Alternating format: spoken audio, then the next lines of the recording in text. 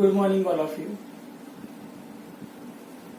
ધોરણ 11 ની અંદર આપણે ચેપ્ટર સ્કૂલ વિશેની માહિતી પ્રાપ્ત કરી. એ સિવાય ચોપડીમાં કેટલાક અગત્યના નીટ આધારિત કેટલાક વધારાના મુદ્દાઓનો પણ આપણે અભ્યાસ કરવો જરૂરી છે. જેમાં આજે આપણે જોઈએ છે સૌથી પહેલું લાળ ગ્રંથિ. તો લાળ ગ્રંથિમાં સૌથી પહેલા આપણે શીખી ગયા કે મનુષ્યની અંદર 3 જોડ લાળ ગ્રંથિ આવેલી છે. મનુષ્યમાં 3 જોડ લાળ ગ્રંથિ આવેલી છે. તેનું સ્થાન ક્યાં છે? તો એ મુખ ગુહાની બહાર ગોઠવાયેલી છે. તો અહીંયા એક આકૃતિ વિદ્યાર્થી મિત્રો આપણે દોરી છે. આ મનુષ્યમાં લાળ ગ્રંથિમાં તમે જોઈ શકો છો કે જ્યાં ખાસ કરીને કાન છે, તો કાનની નીચે એટલે કે ગાલમાં ઉપકર્ણ ગ્રંથિ આવેલી છે. પહેલી ઉપકર્ણ ગ્રંથિ. બીજા નંબરની આ જીભ છે, તો જીભની નીચેની બાજુ આવેલી ગ્રંથિ, તો એને કહેવાય અધોજીવા ગ્રંથિ. અને ત્રીજું અધોહનું એટલે કે નીચલા જડબાની પાછળની બાજુએ આવેલી ગ્રંથિ એટલે અધોહની ગ્રંથિ. તો મનુષ્યમાં 3 જોડ, તમને એમ થશે કે અહીંયા 3 જ છે, પણ 3 આ બાજુ અને 3 આ સાઈડ, આ 500 બાજુનું સેક્શન છે આ સાઈડ. એટલે ઉપકર્ણ ગ્રંથિ એ જે કાન છે એની નીચે એટલે કે ગાલમાં, ત્યાર પછી અધોજીવા જે આગળની બાજુ જીભની નીચે હોય, અને અધોહનું એ હંમેશા નીચલા જડબાની પાછળની બાજુએ આવેલી ગ્રંથિ છે. તો લાળ ગ્રંથિમાંથી એ લાળ રસનો સ્ત્રાવ થાય છે, એ આપણે બધા જાણીએ છીએ. તો લાળ રસનું જે બંધારણ છે તેના બંધારણમાં કેટલાક મુદ્દા આપણે શીખી ગયા, કેટલાક નવા મુદ્દાનો અહીં અભ્યાસ કરીએ કે લાળ ગ્રંથિમાંથી જે લાળ રસનો સ્ત્રાવ થાય છે તો દરરોજ કેટલો સ્ત્રાવ થતો હશે? તો અહીંયા લાળ રસનો દરરોજ થતો જે સ્ત્રાવ છે એ લગભગ 1500 ml જેટલો સ્ત્રાવ થતો આપણને જોવા મળશે.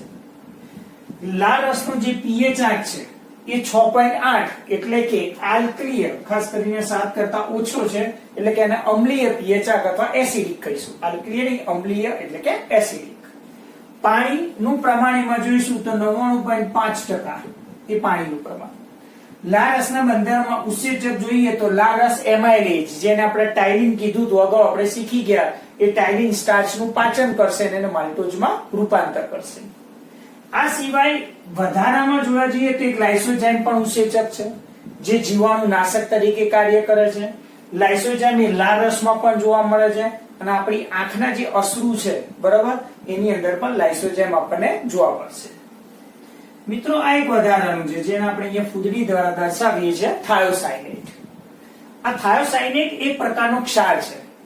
એ થાયોસાયનેટ એક પ્રકારનું ક્ષાર છે, એ પણ લાઇસોઝાઇમની જેમ જ એ બેક્ટેરિયાનો નાશ કરે છે, માટે એને બેક્ટેરિયા નાશક તરીકે પણ તેને ઓળખવામાં આવે છે. આ સિવાય લાળના બંધારણમાં શ્લેષ્મ છે, અમુક આયનો છે જેવા કે Na+, K+, Cl- અને બાયકાર્બોનેટ.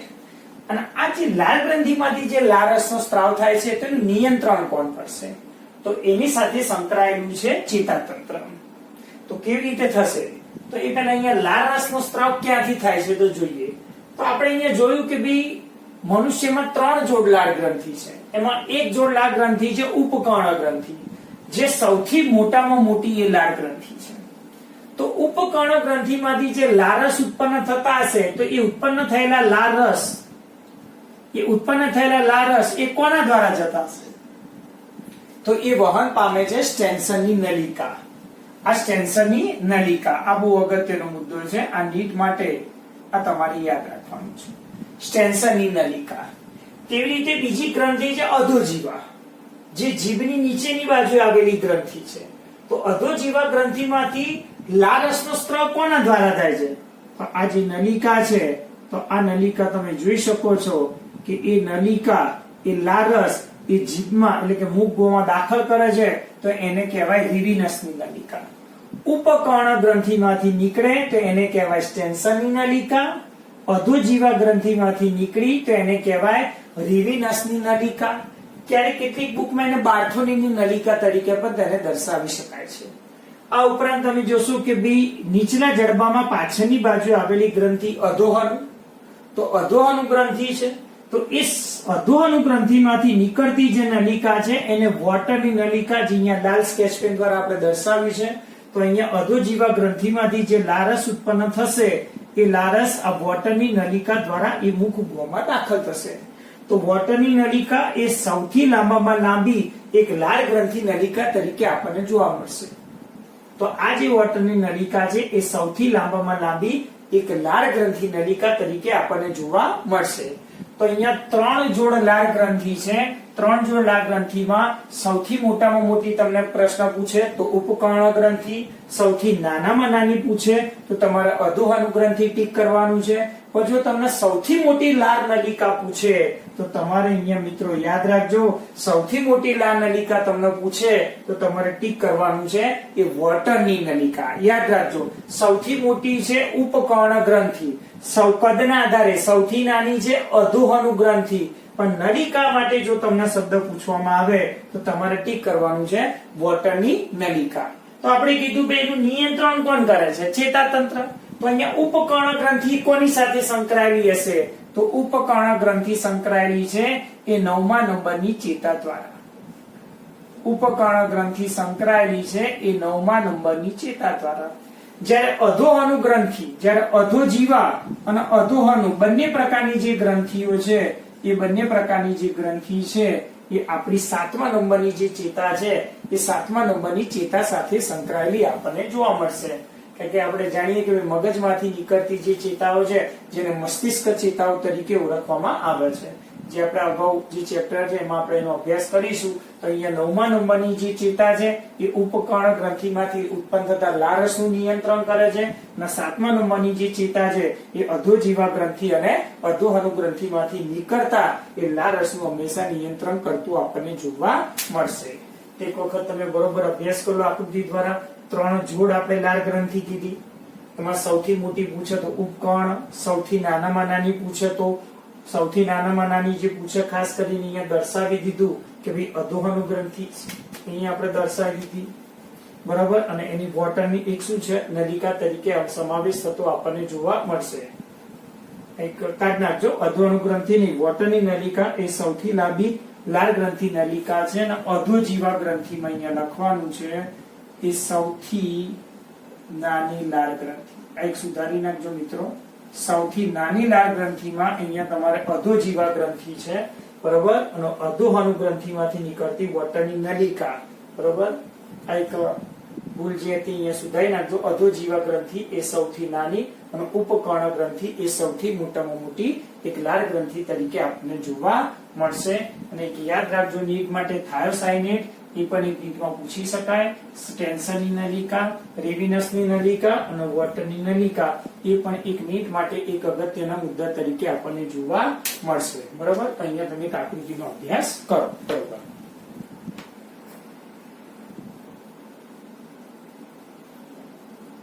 બીજો આપણો પ્રશ્ન છે પાચન માર્ગની પેશી વિદ્યા. પાચન માર્ગ વિશે મિત્રો આપણે અગાઉ શીખી ગયા પેશી વિદ્યામાં કે એના 4 સ્તરો હતા: લસી સ્તર, સ્નાયુ સ્તર, અધશ્લેષ્મ અને શ્લેષ્મ. અહીંયા બુક સિવાયની વધારાની મેં આકૃતિ અહીંયા તમને દર્શાવી છે જે નીટ બેઝ આધારિત કેટલાક પ્રશ્નો તમને અહીંયા પૂછી શકાય. એટલે ફરીથી આપણે એનો અભ્યાસ કરવાનો છે જે અમુક નવા મુદ્દાઓ છે. તો આ છે પાચન માર્ગની પેશી વિદ્યા. જ્યારે પાચન માર્ગની પેશી વિદ્યા જોઈએ તો તમે અહીંયા જુઓ કે અન્નરી, જઠર, પક્વાશય, મધ્યાંત્ર અને શેષાંત્રનો અહીંયા એક છેદ બતાવેલો છે. તો આ છેદની અંદર બહારથી અંદરની તરફ જતા એટલે કે બહારથી આ દિશા તરફ જતા અંદરની તરફ જતા મુખ્ય 4 સ્તરો છે. એમાં સૌથી પહેલું સ્તર છે એ લસી સ્તર. ત્યાર પછી બીજા નંબરનું સ્તર છે એ સ્નાયુ સ્તર.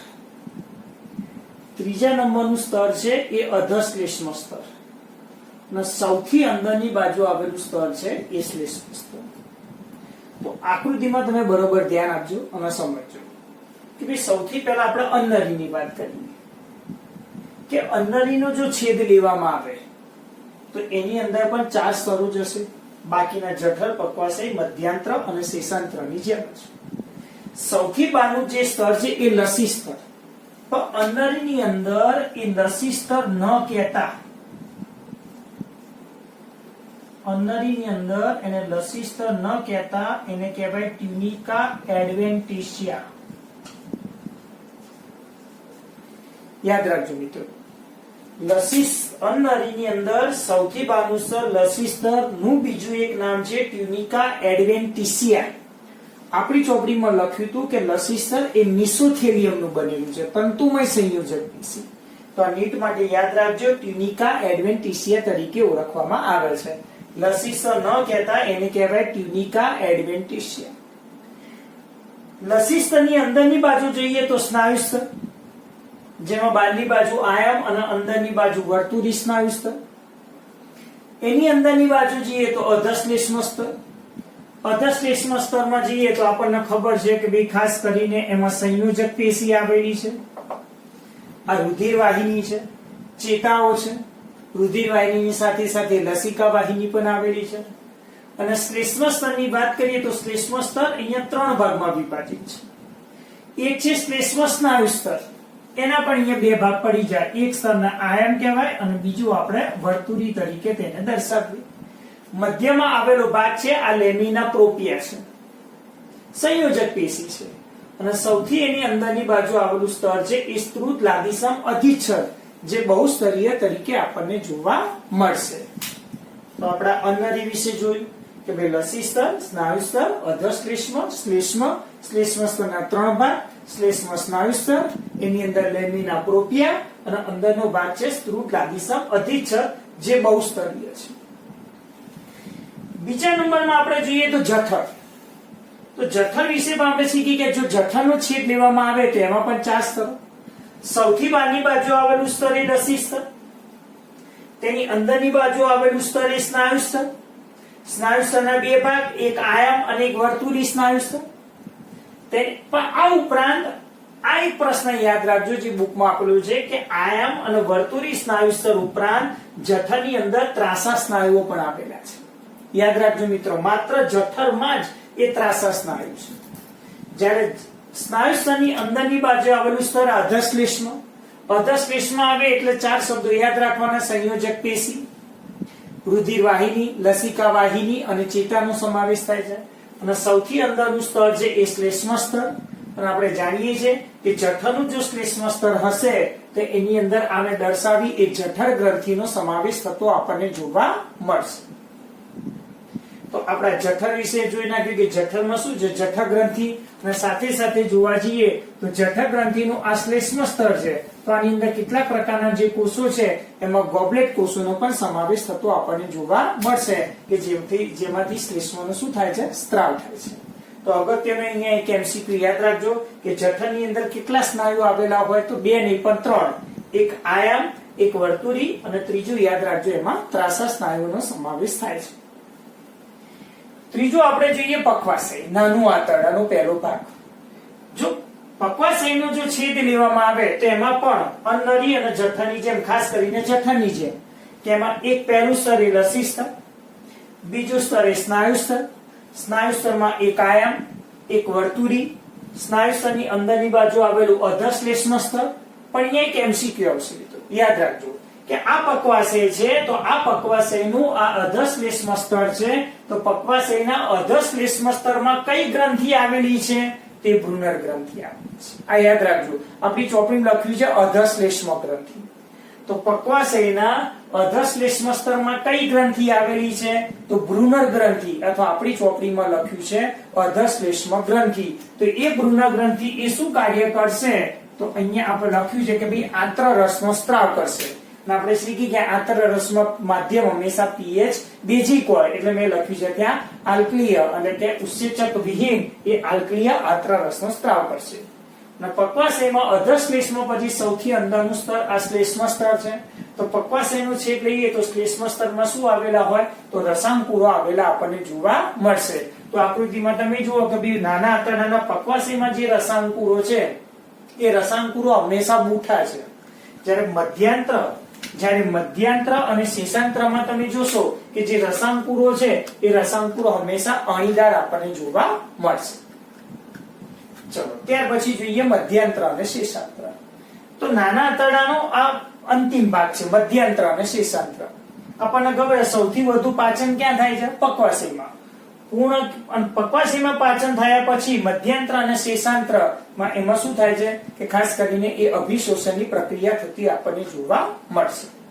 તો મધ્યાંત્ર શેષાંત્રનો જો છેદ લઈએ તો એમાં પણ 4 સ્તરો આપણને જોવા મળશે. જેમ અગાઉ પક્વાશય અને જઠરમાં આપણે શીખી ગયા કે સૌથી બહારની બાજુ આવેલું સ્તર લસી સ્તર, લસી સ્તરની અંદરની બાજુ આયામ, એની અંદરની બાજુ વર્તુળી.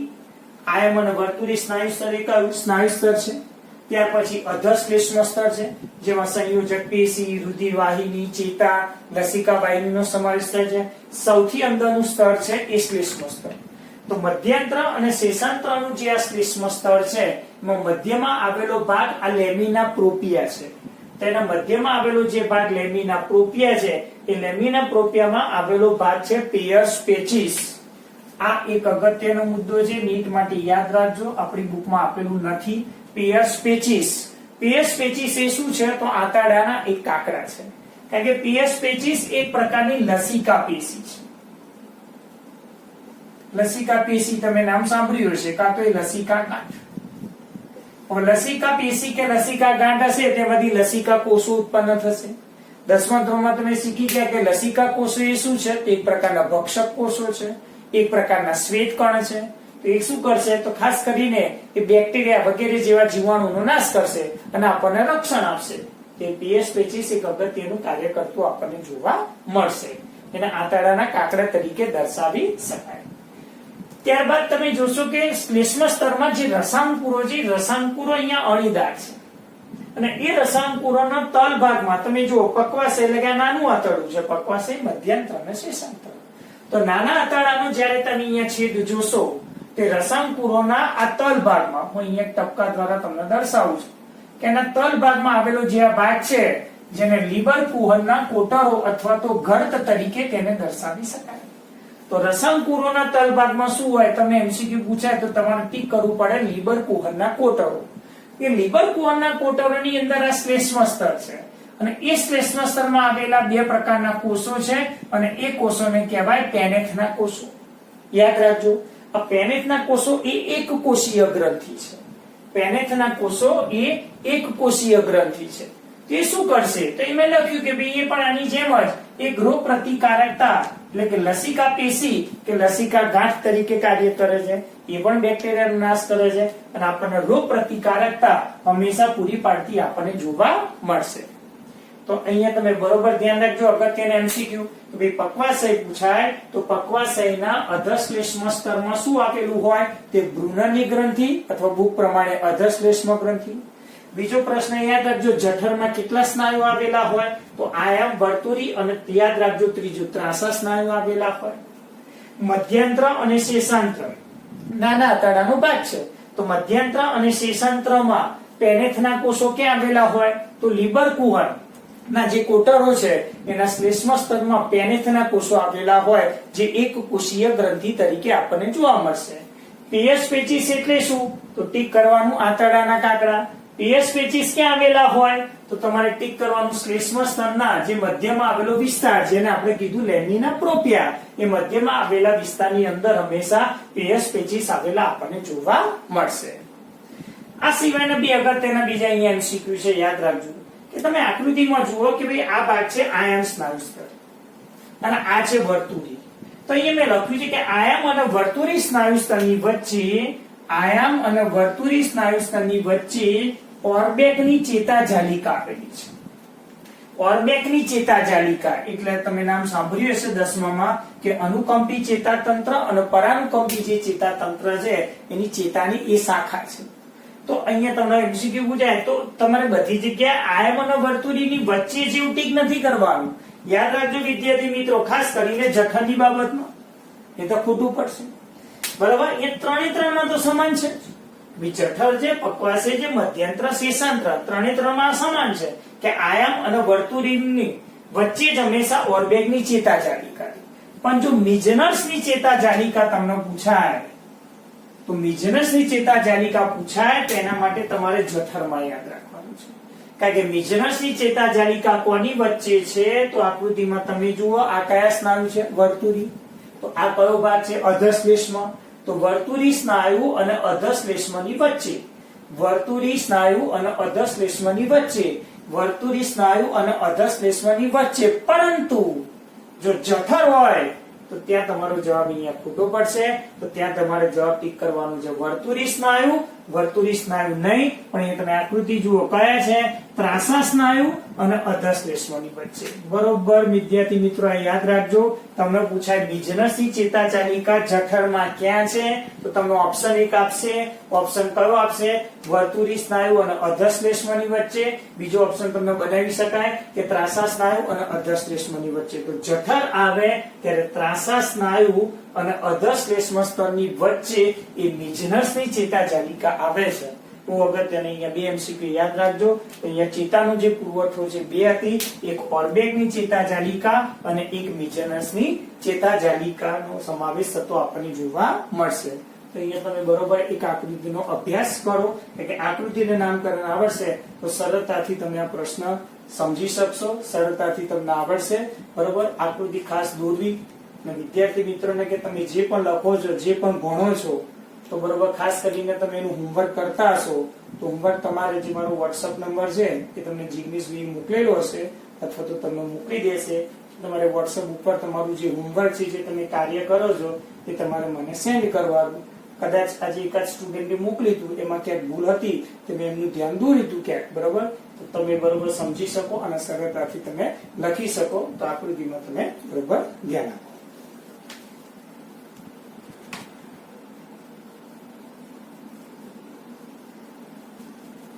ત્યાર પછીનો ત્રીજો આપણો પ્રશ્ન છે વેન્ડેનું વલય. પહેલો પ્રશ્ન આપણે શીખી ગયા વિદ્યાર્થી મિત્રો લાળ ગ્રંથિ વિશે. બીજો પ્રશ્ન આપણે શીખી ગયા elementary canal, histology of elementary canal, એટલે કે પાચન માર્ગની પેશી વિદ્યા.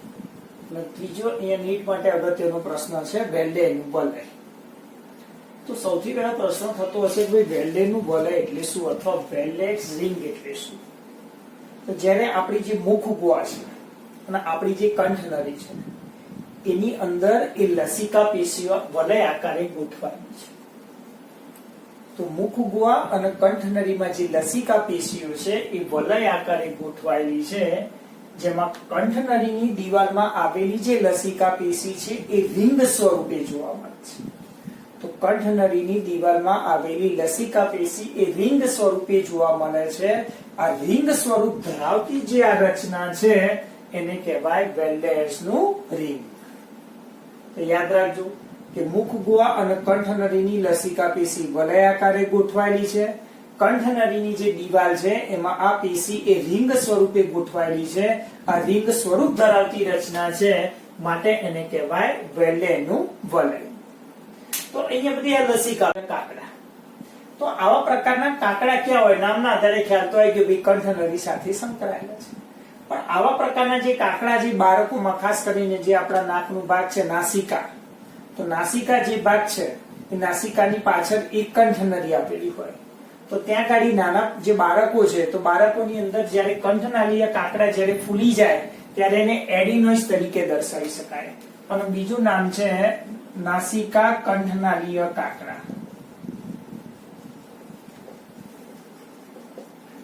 તો કંઠનળી અને નાસિકા સાથે જે સ્થાન છે ત્યાં આવેલા કાકડા છે, જે બાળકોમાં આવા પ્રકારના કાકડા ફૂલી જાય તો એને એડિનોઇડ તરીકે દર્શાવી શકાય. અને એડિનોઇડ્સના કારણે એ નાનું જે બાળક છે એને શ્વાસ લેવામાં ખૂબ જ અડચણ થતી આપણને જોવા મળશે. તો અહીંયા નાકની નાસિકા કંઠનળીમાં જે કાકડા ફૂલી જાય તો અડચણ શ્વાસ લેવામાં થાય, કારણ કે ત્યાં જે હાડકું આવેલું હોય એ હાડકાને કહેવાય સ્ફિનોઇડ. સ્ફિનોઇડ હાડકાની નીચે આ એડિનોઇડ્સ આવેલો હોય, જેના કારણે શ્વાસ લેવામાં તકલીફ થતી આપણને જોવા મળશે.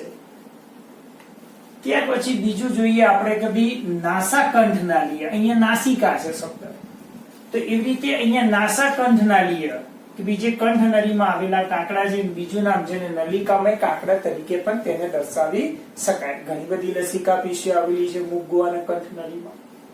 તો અહીંયા આકૃતિમાં તમે જોશો કે ભાઈ ખાસ કરીને નીચેનો એક ભાગ દર્શાવે છે યુસ્ટિચિયન નલિકા. તો યુસ્ટિચિયન નલિકા એ આપણે અગાઉ શીખીશું કાનની સંરચનામાં જ્યારે આવશે ત્યારે, એ મધ્ય કર્ણ અને ગળાને એક જોડનારી એક નલિકા તરીકે આપણને જોવા મળશે. કારણ કે આપણે ઈએનટી શબ્દ સાંભળ્યું છે, ઈએનટી સર્જન, કાનના ગળાના ડોક્ટર. કાનમાં કોઈ દવા નાખીએ તો કોઈ દવા ખાસ કરીને ગળામાં પણ ઉતરી આવે. કાનમાં દાખલ થતી જે અવાજ તમે સાંભળવાની ક્રિયા દસમામાં શીખી ગયા છો કે કાનમાંથી પસાર થતી જે હવા છે તો ધ્વનિના જે તરંગો છે તો વધારાની જે હવા છે એ કાનમાંથી હવા પસાર થતી હોય તો ક્યાં જાય તો ખાસ કરીને યુષ્ય છે નલિકા દ્વારા વધારાની હવા એ દૂર થઈ જાય છે. બરાબર. ચલો ત્રીજા પ્રકારનું અહીંયા આપણે જોઈએ તાલવીય કાકડા.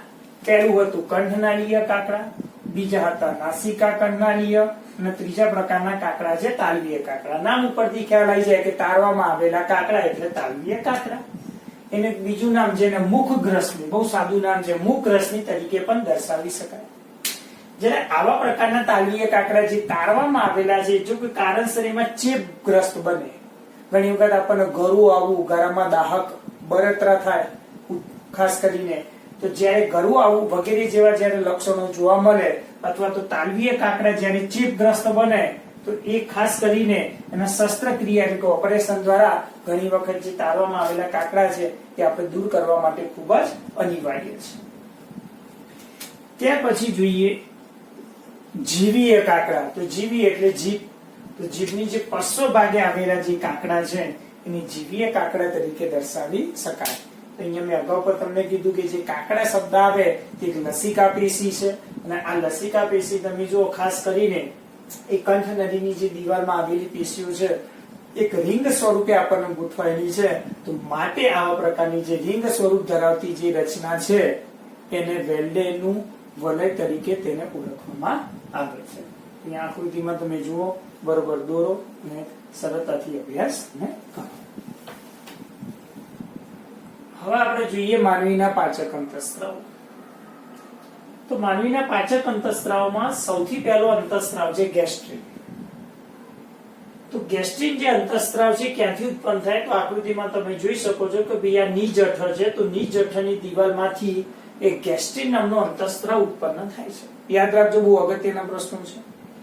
નીચ જઠરની દિવાલમાંથી ગેસ્ટ્રિન નામનો અંતઃસ્ત્રાવ ઉત્પન્ન થાય છે અને એ જઠરમાં રહેલી જઠર ગ્રંથિને ઉત્તેજિત કરી એ જઠરરસનો સ્ત્રાવ પ્રેરે છે. તો પહેલો અંતઃસ્ત્રાવ એ ગેસ્ટ્રિન છે. અંતઃસ્ત્રાવ શબ્દ તમે સાંભળ્યો છે. અંતઃસ્ત્રાવનો અર્થ શું? ઉત્પન્ન થાય એક સ્તરે, અસર વર્તાય બીજા સ્તરે. પણ અપવાદરૂપ છે મિત્રો. આકૃતિમાં જુઓ, જ્યાં ઉત્પન્ન થાય છે ત્યાં જ અસર કરે છે. જ્યારે બાકીના જે અંતઃસ્ત્રાવો છે ઉત્પન્ન થશે એક સ્તરે અને અસર કરશે બીજા સ્તરે. એટલે બરોબર ધ્યાન આપજો. સૌથી પહેલો અંતઃસ્ત્રાવ ગેસ્ટ્રિન અહીંયા બતાવ્યો. નીચ જઠરની દિવાલમાંથી ઉત્પન્ન થશે અને જઠરમાં રહેલી જઠર ગ્રંથિને ઉત્તેજિત કરશે અને એમાં જઠરરસનો સ્ત્રાવ રહેશે. અને આપણે શીખી ગયા જઠરરસના ઘટકો દ્વારા છેલ્લે શું બની ગયું? જઠરપાક. બીજો અંતઃસ્ત્રાવ છે અહીંયા એન્ટ્રોગેસ્ટ્રોન અથવા બહુ અગત્યનો પ્રશ્ન, બીજું નામ છે ગેસ્ટ્રિક ઇનિબિટરી પેપ્ટાઇડ. તો એન્ટ્રોગેસ્ટ્રોન શબ્દ અહીંયા તમે જો ગેસ્ટ્રિન એનો અહીંયા એક શબ્દ છે ગેસ્ટ્રોન. શું કરશે તો આપણને ખબર છે કે જઠરપાક જે ખોરાક છે એ જઠરપાક ખોરાક આ ની જઠર વાલ દ્વારા એ ક્યાં દાખલ થાય છે તો નાના આંતરડા એટલે કે પક્વાશયમાં દાખલ થશે. તો આ વાલને બંધ કરવો જરૂરી છે. જો વાલ બંધ ના થાય તો શું થશે કે જઠરપાક વાળો ખોરાક એસિડિક છે કારણ કે એની અંદર તો શું ભરેલું હતું ભાઈ? મંદે HCl ભરેલું હતું. એટલે જરૂર પડે તો આ વાલને બંધ કરવો પડે. આ જઠરરસ ઉત્પન્ન થતો એને અટકાવવો પડે. એટલે ખાસ કરીને પક્વાશયની દિવાલમાંથી આ જે પક્વાશય છે એની દિવાલમાંથી અંતઃસ્ત્રાવ ઉત્પન્ન થાય એન્ટ્રોગેસ્ટ્રોન. એ એન્ટ્રોગેસ્ટ્રોનનું બીજું નામ છે GIP. એનું પૂરું નામ છે ગેસ્ટ્રિક ઇનિબિટરી પેપ્ટાઇડ. તો આ એન્ટ્રોગેસ્ટ્રોન અથવા GIP એ પક્વાશયની દિવાલમાંથી ઉત્પન્ન થાય છે અને જઠરરસનો જે સ્ત્રાવ છે એ જઠરરસનો સ્ત્રાવ બંધ કરે છે. બંધની સાથે સાથે જઠરની જે હલનચલનની જે ગતિ છે એ ગતિને પણ હંમેશા અવરોધવાનું કાર્ય કરતું આપણને જોવા મળશે. તો બીજા નંબરનો અંતઃસ્ત્રાવ પહેલો આપણે ગેસ્ટ્રિન જોયો, બીજા નંબરનો અંતઃસ્ત્રાવ આપણે જોયો એન્ટેરોગેસ્ટ્રોન. ત્રીજા નંબરનો અંતઃસ્ત્રાવ છે કોલિસિસ્ટોકાઇનિન, જેને શોર્ટમાં CCK તરીકે દર્શાવી શકાય. CCK કોલિસિસ્ટોકાઇનિન. તો આકૃતિમાં તમે જુઓ કે ભાઈ આ જે પક્વાશય છે એ પક્વાશયની દિવાલમાંથી કોલિસિસ્ટોકાઇનિન નામનો અંતઃસ્ત્રાવ ઉત્પન્ન થાય છે. આ જે એરો છે બરોબર ધ્યાન આપજો. પક્વાશયની દિવાલમાંથી કોલિસિસ્ટોકાઇનિન અંતઃસ્ત્રાવ ઉત્પન્ન થયો પક્વાશયમાં પણ તમે જો અસર કોને કરી, તેને અસર કરી પિત્તાશયને. તો પક્વાશયમાં ઉત્પન્ન થયો કોલિસિસ્ટોકાઇનિન એ પિત્તાશય ઉપર કાર્ય કરશે. શું કરશે? તો પિત્તાશય કોથળી છે, તો પિત્તાશયને ઉત્તેજે છે, એનું સંકોચન થશે, તેમાંથી જે પિત્તરસ છે એ પિત્તરસનું શું થશે? સ્ત્રાવ થતો આપણને જોવા મળશે. તો તમને પરીક્ષામાં પૂછી શકાય કે ભાઈ પિત્તરસ ઉત્પન્ન કરવા માટે જવાબદાર અંતઃસ્ત્રાવ કયો? તો તમારે ટીક કરવું પડે કોલિસિસ્ટોકાઇનિન અથવા તો CCK. એટલે તમને પૂછે જઠરરસનો સ્ત્રાવ, જઠરરસ ઉત્પન્ન કરવા માટે જવાબદાર અંતઃસ્ત્રાવ કયો? તો તમારે ટીક કરવું પડે ગેસ્ટ્રિન. જઠરરસને અટકાવવા માટે જવાબદાર અંતઃસ્ત્રાવ કયો? તો એન્ટેરોગેસ્ટ્રોન અથવા તો GIP. ચોથો અંતઃસ્ત્રાવ છે પેન્ક્રિયોઝાઇમિન. અહીંયા શબ્દ જુઓ, પેન્ક્રી એટલે કે પેન્ક્રિયાઝ એટલે કે સ્વાદુપિંડ. આ શબ્દ છે પેન્ક્રિયો એટલે પેન્ક્રિયાઝ એટલે સ્વાદુપિંડ થાય. તો આ પેન્ક્રિયોઝાઇમિન અંતઃસ્ત્રાવ એ તમે જુઓ અહીંયા મેં દર્શાવ્યું છે કે ભાઈ ખાસ કરીને પક્વાશયમાંથી ઉત્પન્ન થાય છે. ઉત્પન્ન થાય છે પક્વાશયમાંથી, પણ એ અસર ક્યાં કરે છે? તો અસર કરે છે સ્વાદુપિંડને. તો એ મેં લખ્યું છે કે પેન્ક્રિયોઝાઇમિન. આને પણ એક શોર્ટ ફોર્મ તરીકે તમને પૂછી શકે, બરોબર યાદ રાખજો મિત્રો, PZ. તો પેન્ક્રિયોઝાઇમિન છે એ પક્વાશયમાંથી ઉત્પન્ન થાય છે, પણ અસર કરે છે કોને? એ સ્વાદુપિંડને. તો આ જ પેન્ક્રિયોઝાઇમિન પક્વાશયમાંથી ઉત્પન્ન થાય છે, સ્વાદુપિંડને અસર કરી એ સ્વાદુ રસનો સ્ત્રાવ પ્રેરે છે. તો સાથે સાથે એનું બીજું કાર્ય છે કે એ જ પક્વાશયમાંથી બીજો એક અંતઃસ્ત્રાવ છે, બીજો એક અંતઃસ્ત્રાવ છે સિક્રેટિન. તો સિક્રેટિન તમે જો ઉત્પન્ન થયો અહીંયા પક્વાશયમાંથી, પણ એ કોને અસર કરે છે? તો અહીંયા આપણે બતાવ્યું છે કે સ્વાદુપિંડને પણ ઉત્તેજે છે અને પેન્ક્રિયોઝાઇમિન સાથે મળીને એ આંતરરસનો પણ સ્ત્રાવ કરે છે. તો તમે જો કે બે પેન્ક્રિયોઝાઇમિન સાથે મળીને તે સ્વાદુરસ અને આંતરરસ, તે સિક્રેટિન સાથે મળીને અહીંયા મેં લખ્યું છે આંતરરસ એટલે કે સ્વાદુરસ અને આંતરરસનો સ્ત્રાવ કરે છે. તો તમને પૂછે ભેગું સ્વાદુરસ અને આંતરરસ માટે જવાબદાર કોણ છે? સાથે મળીને ઉત્પન્ન કરતા અંતઃસ્ત્રાવ કયા? તો પેન્ક્રિયોઝાઇમિન અને સિક્રેટિન. બરોબર યાદ રાખજો. ત્યાર પછીનો અંતઃસ્ત્રાવ છે ડિયોક્રાઇનિન. ડિયો શબ્દ જેને ડિયોડિનમ કહેવાય, ખાસ કરીને જે પક્વાશય જો ભાગ છે એને ડિયોડિનમ તરીકે હંમેશા ખાસ કરીને તેને દર્શાવી શકાય. તો આ પક્વાશયમાંથી ડિયોક્રાઇનિન નામનો અંતઃસ્ત્રાવ ઉત્પન્ન થાય છે. તો એ ઉત્પન્ન થયો આ નાના આંતરડું પણ કહી શકાય ને કે ભાઈ નાના આંતરડામાંથી ઉત્પન્ન થયો ડિયોક્રાઇનિન, નાના આંતરડામાંથી ઉત્પન્ન થયો એન્ટ્રોક્રાઇનિન. તો આ બંને શું ઉત્પન્ન કરશે? તો આ બંને પ્રકારના અંતઃસ્ત્રાવો એ પક્વાશયમાંથી ઉત્પન્ન થાય છે અને બંને પ્રકારના અંતઃસ્ત્રાવનું કાર્ય શું છે? તે આંતરરસ ઉત્પન્ન કરવાનું કાર્ય કરતું આપણને જોવા મળશે. તો અહીંયા તમે કેટલાક MCQ જુઓ કે તમને પૂછી શકાય કે ભાઈ આપણે અહીંયા શીખી ગયા જઠરરસ ઉત્પન્ન કરવા માટે જવાબદાર કોણ? તો ગેસ્ટ્રિન. ચલો પહેલા MCQ આવી ગયો ભાઈ કે ભાઈ જઠરરસ ઉત્પન્ન કરવા માટે જવાબદાર અંતઃસ્ત્રાવ કોણ? તો ગેસ્ટ્રિન. ચલો ત્યાર પછી આપણે આગળ જોઈએ કે ભાઈ પિત્તરસ ઉત્પન્ન કરવા માટે જવાબદાર અંતઃસ્ત્રાવ કોણ? તો કોલિસિસ્ટોકાઇનિન. ત્યાર પછી ત્રીજો પ્રશ્ન કે ભાઈ સ્વાદુરસ ઉત્પન્ન કરવા માટે જવાબદાર અંતઃસ્ત્રાવ કોણ? તો પેન્ક્રિયોઝાઇમિન અને સિક્રેટિન.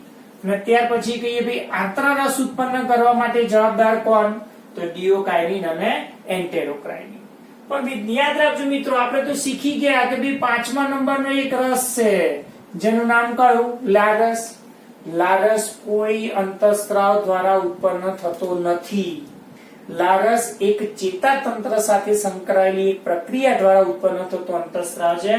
તમને કોઈ ખોરાક બતાવવામાં આવે, જ્યારે કોઈ લગ્ન પ્રસંગમાં તમે જાઓ ત્યારે જે જમણવાર હોય તો જમણવાર સૌથી પહેલા તમે જોતા હશો મિત્રો, તો ખાસ કરીને ખોરાક ત્યારે તમે જોતા હોય કયા પ્રકારનું જે ફરસાણ બનાવ્યું છે, કયા પ્રકારનું લગ્ન પ્રસંગમાં કયા પ્રકારનું જમણવાર છે કે પંજાબી છે કે શું છે, એના આધારે ઘણી વખત આપણને જોઈને મોઢામાં શું થઈ જાય છે કે ભાઈ લાળ રસનું શું થઈ જાય છે? સ્ત્રાવ થાય છે. એના માટે કોઈ અંતઃસ્ત્રાવ જવાબદાર નથી. એટલે યાદ રાખજો, લાળ રસ માટે કોઈ પણ પ્રકારનો અંતઃસ્ત્રાવ જવાબદાર નથી. તો જઠરરસ, પિત્તરસ, સ્વાદુરસ અને આંતરરસ માટે જ હંમેશા અંતઃસ્ત્રાવો જવાબદાર છે. આ સિવાય તમે જોશો તો અહીંયા મેં વધારાનો મુદ્દો લખ્યો છે એક વિલિકાઇનિન. વિલી એટલે શું? તો રસાંકુરો. તો પક્વાશયમાંથી પણ વિલિકાઇનિન નામનો અંતઃસ્ત્રાવ ઉત્પન્ન થાય છે અને એ રસાંકુરો રસાંકુરોને અંગ્રેજીમાં વિલી તરીકે દર્શાવી શકાય. તો રસાંકુરોની પ્રક્રિયાનો ઉત્તેજક કોણ? તો એના માટે પણ એક જવાબદાર અંતઃસ્ત્રાવ છે વિલી કાયનિન, અને એ પણ એક પક્વાશયમાંથી જ ઉત્પન્ન થાય છે. તો તમે અહીંયા ચાર આકૃતિમાં જે અહીંયા ચાર્ટમાં દર્શાવ્યું જેમાં તમે જોઈ લો કે ખાલી એક જ અંતઃસ્ત્રાવ એવું છે કે ગેસ્ટ્રિન, જે નીચ જઠરની દિવાલમાંથી ઉત્પન્ન થાય છે, જ્યારે બાકીના બધા જ અંતઃસ્ત્રાવો હંમેશા એ પક્વાશયની દિવાલમાંથી જ ઉત્પન્ન થતા આપણને જોવા મળશે. યાદ રાખજો મિત્રો, એમસીક્યુ તરીકે સૌથી અગત્યનો એક ઇમ્પોર્ટન્ટ આ એક પ્રશ્ન કહી શકાય કે માનવીના પાચક અંતઃસ્ત્રાવો કયા કયા છે તેના વિશે આપણે અહીંયા વિસ્તૃત માહિતી આપણે મેળવી. તો તમે આકૃતિનો બરોબર અભ્યાસ કરો અને જે ચાર્ટ છે ટેબલ અહીંયા મેં લખ્યું છે એ બરોબર સરળતાથી તમે સમજો અને ત્યાર પછી એ લખી નાખો. અને હોમવર્ક સ્વરૂપે તમારે મને જે પણ આજે પ્રશ્નો ચલાયા એ બુક કરતા વધારાના એક્સ્ટ્રા હતા, જે ખાસ કરીને તમારે મને હોમવર્ક સ્વરૂપે મોકલવાનું છે.